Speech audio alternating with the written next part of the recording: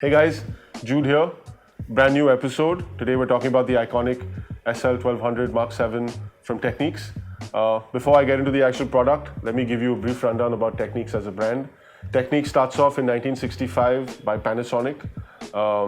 This is their first inroads into the high-end audio engineering game. Their first product is not a turntable, it's in fact a speaker system called the Technics 1. In 1969, an engineer from Panasonic, Shuichi Obata, makes the world's first direct drive turntable, the SP10.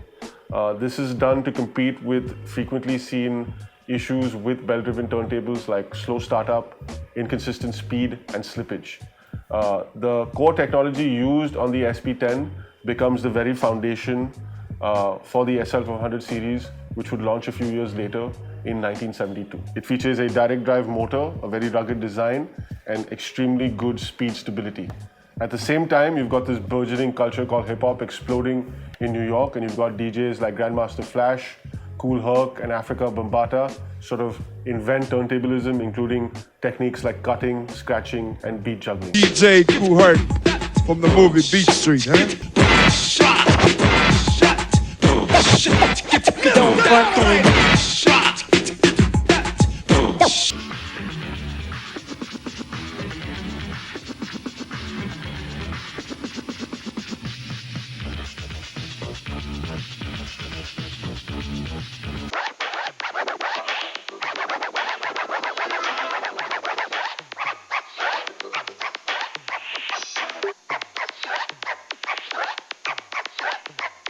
You've also got an exploding underground and club scene, and you've got guys like Larry Reven and Frankie Knuckles pioneer the house and DJ scene on the basis of the SL1200. It's now 1979, and Technics launches the SL1200 MK2, which includes a quartz-locked pitch control, a better tone arm, as well as the addition of a strobe light. This particular variant on the SL1200 series will go on to become the sort of industry standard for the next few decades.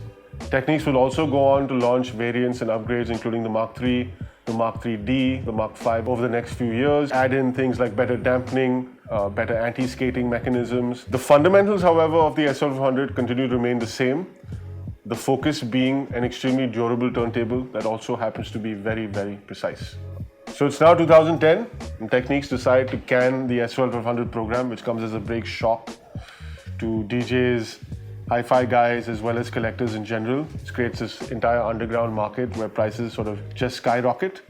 Then in 2016, Technics relaunched the 1200 series, this time in the form of the GAE, GR, and G series, targeting a slightly higher end sort of hi-fi enthusiast.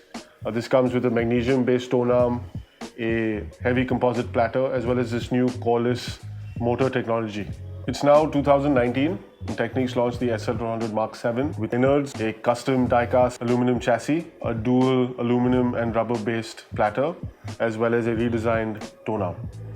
It also features the coreless drive technology that we mentioned earlier. It also has additional features like detachable RCA leads, which is a first, as well as a removable power plug. It's the first turntable from the 1200 series to have a reverse playback option as well. They've also changed the nomenclature here, referred to as the 1200 MK7 when it's silver. It's called the 1210 MK7 when you buy them in black. The MK7 comes preloaded with a head shell but no cartridge. So we generally recommend you mount an Autophone 2M Red if you're going down the home use way, or the Concords from Autophone if you want to indulge in some scratching as a DJ. The other thing to remember is that this does not include a phono preamp, so you're going to have to plug this into a phono preamp for output. It does come with a clear acrylic dust cover, but it does not come with hinges. So when in use, obviously that dust cover is removed like you see here, and then you put it on when not in use. If you're looking for something that sort of gives you the performance of a 1200 MK7 but comes with the features that you'd need, like a pre-mounted cartridge as well as a pre-added phono preamp, take a look at the 1500C. It's essentially the same thing minus the pitch control, a pre-mounted cartridge, an inbuilt phono stage, and the additional functionality of auto stop.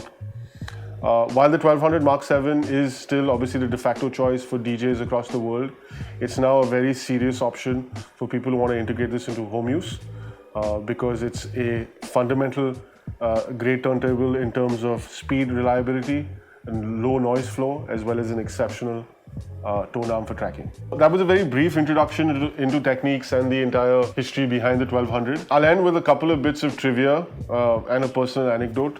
Piece of trivia being that the 1200 across all its variations is a turntable that has sold more than 3 million units, which I can tell you for a turntable brand is something that's basically unheard of. And the second thing is a more personal anecdote that the 1200 is always in some form or the other a part of my system at home. The reason being is it's just a workhorse. It just works, extremely reliable, and for guys like me who are fairly heavy-handed, you know, there's nothing better than an SL1200. If you're considering a turntable, you know, at the plus 1 lakh rupee price point, I heavily suggest that you factor this in as part of the choices. If you've got questions or you need a consultation on potentially adding this to your setup at home or your DJ kit, please let us know by clicking the link in the description.